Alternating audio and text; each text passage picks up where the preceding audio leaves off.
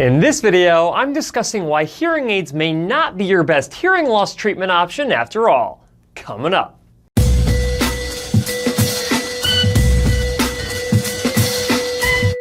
Hi guys, Cliff Olson, Doctor of Audiology and founder of Applied Hearing Solutions in Phoenix, Arizona. And on this channel, I cover a bunch of hearing-related information to help make you a better informed consumer. So if you're into that, make sure you hit that subscribe button.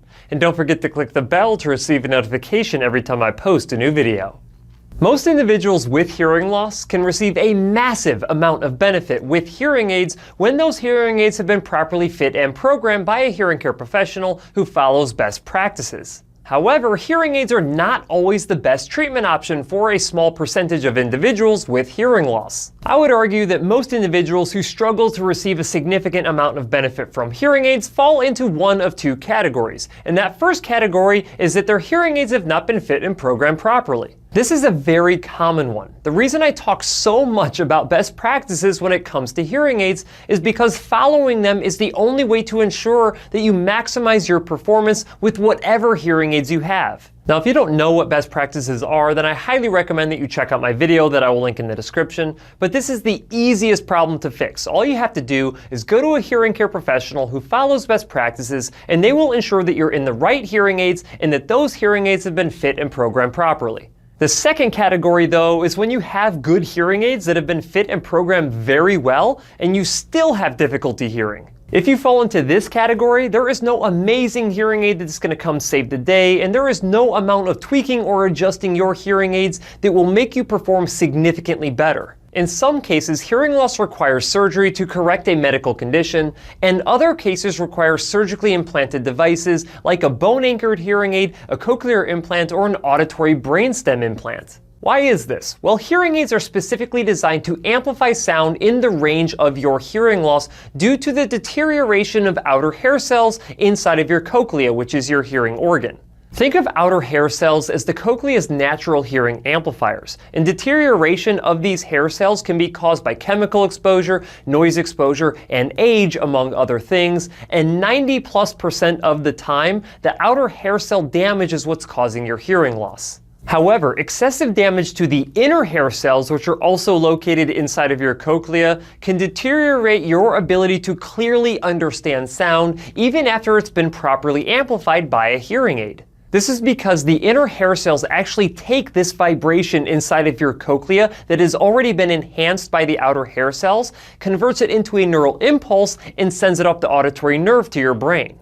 If you do not have enough functioning inner hair cells to send this sound up the auditory nerve to your brain, then sound will not be clear. And one of the biggest indicators of the health of your inner hair cells on an audiogram is your word recognition score. If you have high word recognition score percentages on your audiogram, it indicates that hearing aids would do well for you, because when those hearing aids amplify the sound, the inner hair cells are able to take that sound and send it up cleanly through the auditory nerve to the brain so you can actually understand that information. However, if these word recognition score percentages are very low, it becomes a very difficult thing to take that vibration and cleanly send that auditory information up to the brain, which means that you're not going to be doing very well with hearing aids. Now, I am not saying that you can't attempt to use hearing aids if you have a low word recognition score, but if you don't receive the level of benefit that you find to be satisfactory, then you're going to have to see an audiologist who can conduct some further testing to determine if there are other surgical options available for you to help you hear better. For instance, if you have really bad word recognition scores to the point where you don't get any benefit from hearing aids, you may actually benefit from a cochlear implant. Cochlear implants are amazing pieces of technology. That's because they completely bypass those damaged inner hair cells and provide auditory stimulation directly to the auditory nerve using electrical impulses. When these electrical impulses travel up the auditory nerve to the brain actually interprets this information as sound. And much cleaner sound, I might add, than someone who's using a hearing aid to amplify a cochlea that is so damaged that it can't send clean information up to the brain. Now, if for whatever reason you are not a candidate for a cochlear implant, let's say that you've had an acoustic neuroma growing on your auditory nerve, and that auditory nerve is no longer capable of receiving those electrical impulses from a cochlear implant, then you could get something like an auditory brainstem implant.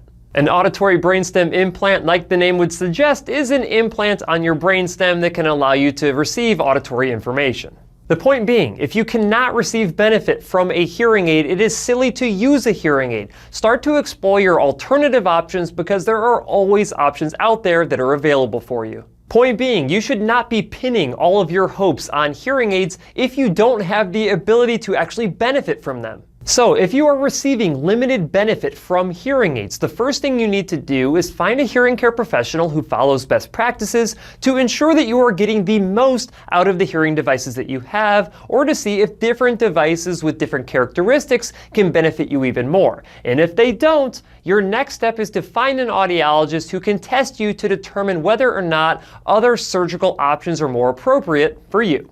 That's it for this video. If you have any questions, leave them in the comment section below. If you liked the video, please share it. And if you want to see other videos just like this one, go ahead and hit that subscribe button. Also, feel free to check out my website, drcliffaud.com.